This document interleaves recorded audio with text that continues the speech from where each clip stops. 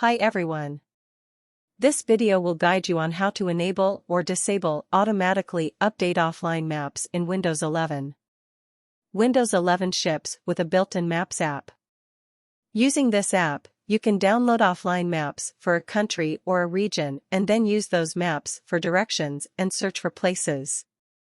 Besides that, it includes a built-in setting that helps to automatically update the downloaded maps when the device is on Wi-Fi and not on a metered connection. But, if you don't want that, you can turn off or disable the automatically update offline maps feature in Windows 11. Here is how to do it.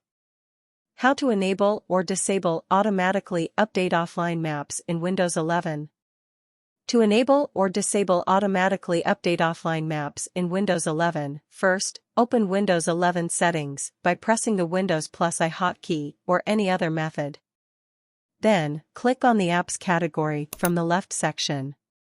After that, move the cursor to the right sidebar and click on the Offline Maps option.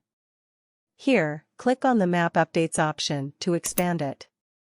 Finally, check or uncheck the Update automatically when plugged in and on Wi-Fi option. That's it. Let me know via comment how this video is.